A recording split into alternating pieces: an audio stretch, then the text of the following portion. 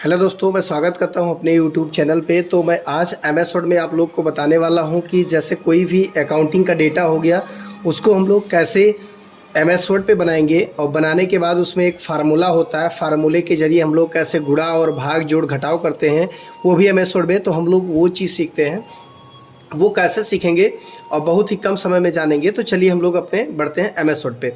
तो आप लोग देखेंगे यहाँ पे मैं विंडो के साथ R दबाया और यहाँ पे रन कमांड खुल गया। रन कमांड खुलने के बाद हम लोग यहाँ पे टाइप करेंगे बिनवर्ड।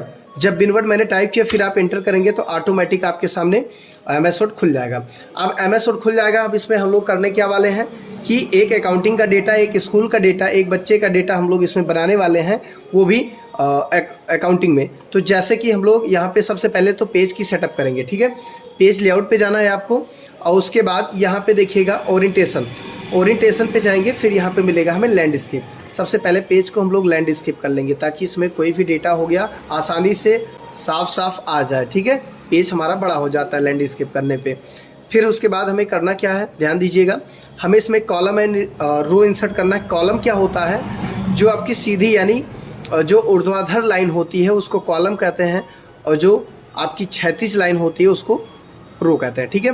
तो जैसे कि यहाँ पे हम लोग बढ़ते हैं, टेबल दिया गया इंसर्ट पे टेबल, और यहाँ पे देखेंगे कुछ बने बनाए टेबल्स हैं, लेकिन हमें इसमें से नहीं लेना, हमें अपने हिसाब से बनाना है। तो हम लोग अपने हिसाब से कैसे बनाएंगे वो चीज़ देखते हैं।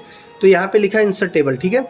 इंसर्ट टेबल पे जब मैं क्लिक करूँगा तो जितना कॉलम चाहिए, आप यहाँ पे नंबर ऑफ कॉलम पूछ रहा है, आप ऐसे कई सारे कॉलम ला सकते हैं। तो मुझे जितना कॉलम चाहिए मैं उतना कॉलम टाइप करूँगा। मुझे चाहिए 6 कॉलम, कितने रो चाहिए, रो मुझे चाहिए 5, ठीक है ना, 5 रो चाहिए। और जैसे मैं 6 और 5 मैंने लिखा, उसके बाद मैंने ओके कर दूंगा, ऑटोमेटिक बन जाएगा, ठीक है। अब उसके बाद हम लोग इसमें करने क्या वाले हैं, सबसे पहले तो इसकी सेटिंग कर लेंगे कि हमें बार बार सेल में फ़ॉन्ट को चेंज करना ना पड़े, फ़ॉन्ट बदलना ना पड़े, उसको एडजस्ट ना करना पड़े, हम लोग इकट्ठे सब कर लेते हैं। जैसे सबसे पहले हमें SR नंबर लिखना है, यहाँ पे मैंने टाइप किया। टाइप करने से पहले इसकी सेटिंग करते हैं, Ctrl+A करेंगे। जब Ctrl+A करते हैं तो ये हमारा डेटा क्या हो जाता है, पूरा सेलेक्ट हो जाता है, यानी ऑल सेलेक्ट हो जाता है। अब हम लोग क्या करेंगे, इसको कंट्रोल के साथ B करेंगे। Ctrl+B से क्या होगा, बोल्ड हो जाएगा, ठीक है। आप उसमें कोई भी चीज़ लिखेंगे वो बोल्ड हो जाएगा। अब उसके बाद हम लोग Ctrl+E करेंगे। Ctrl+E से क्या होता है, सेंटर, यानी जो भी हम लोग उसमें उस सेल में टाइप करेंगे वो बीचों बीच में हो जाएगा। फिर उसके बाद हम लोग करते क्या है, इसमें फ़ॉन्ट की साइज़ बड़ा कर लेते हैं थोड़ा। फ़ॉन्ट साइज़ बड़ा करने की शॉर्टकट कीज़ होती है Ctrl+Shift+Greater+। आप Ctrl+Shift+Greater+ को दबाएंगे, उसके बाद फ़ॉन्ट साइज़ ऑटोमेटिक बड़ी हो जाएगी। अब हम लोग लिखना स्टार्ट करते हैं, ध्यान दीजिएगा। सबसे पहले यहाँ पे रहेगा SR नंबर, यानी सीरियल नंबर हो गया। अब उसके बाद देखेंगे यहाँ पे सीरियल नंबर तो इतने में आ रहा है, लेकिन जगह बहुत ज़्यादा ले जा रहा है ना, तो हम लोग यहाँ से लाइनिंग पे जाएंगे, माउस से ऐसे एक एरो बनेगा, उससे हम लोग इसकी स्पेसिंग कम कर सकते हैं। और यहाँ पे मैंने टाइप किया स्टूडेंट नेम। अब उसके बाद देखिए, वीडियो को पूरी देखिएगा तभी समझ में आएगा, ठीक है ना। अब स्टूडेंट मैंने नेम लिखा, इसको मैं कट करूँ, थोड़ा स्पेसिंग कम कर लेंगे। फिर यहाँ पे मैं लिखता हूँ कोर्स नेम, यानी बच्चा कौन सा कोर्स कर रहा है, स्टूडेंट है ना। अब उसके बाद इसमें भी देखिए ज़्यादा कुछ स्पेसिंग ले रहा है, तो इसको हम लोग कम करेंगे, ठीक है। फिर हम लोग यहाँ पे बात करते हैं, यहाँ पे हम लोग लिखेंगे कोर्स मंथ, यानी कितने महीने का कोर्स होता है। अब उसके बाद यहाँ पे हम लोग लिखने वाले हैं कोर्स फीस, यानी कितने रुपए फीस है वहाँ पे।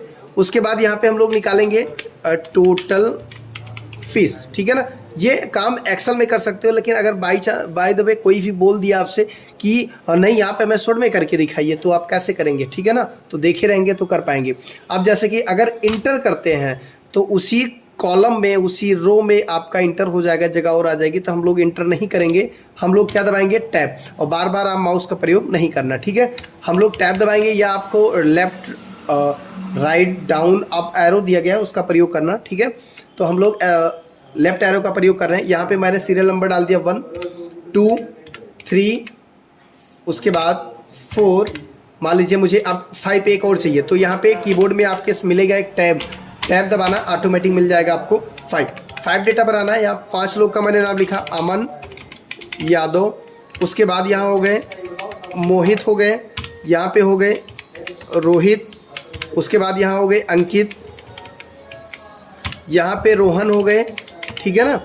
अब मान लीजिए ये जो कोर्स है अमन यादव जो है वो ADCA कोर्स कर रहे हैं, ठीक है।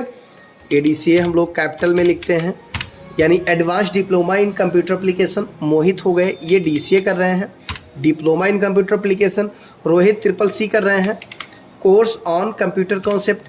ये मान लीजिए DOM कोर्स कर रहे हैं। DOM का मतलब होता है डेटा ऑपरेटर मैनेजमेंट।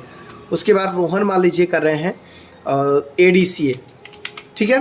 अब उसके बाद हम लोग यहाँ पे कोर्स मंथ जानते हैं, ठीक है। ADCA जो होता है वो कितने महीने कोर्स होता है आपका? 12 महीने कोर्स होता है। DCA 6 महीने कोर्स होता है। CCC आपका 3 महीने कोर्स होता है। डेटा ऑपरेटर मैनेजमेंट ये भी 3 महीने कोर्स होता है। ADCA जो है ये 12 महीने कोर्स होता है, ठीक है ना।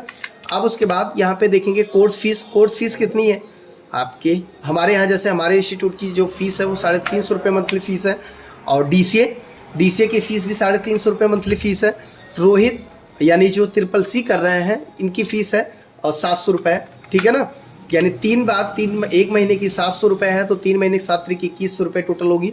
फिर डेटा ऑपरेटर मैनेजमेंट इसका जो है ये है 350 रुपये, ठीक है। उसके बाद हमारा ADCA 350 रुपये। अब उसके बाद हम लोग यहाँ पे टोटल फीस निकालते हैं। वो कैसे निकालेंगे, कौन से ट्रिक से हम लोग यहाँ पे गुणा और भाग करते हैं, वो चीज़ सीखते हैं, ठीक है। हम लोग क्या करेंगे, कंट्रोल के साथ F9 करेंगे।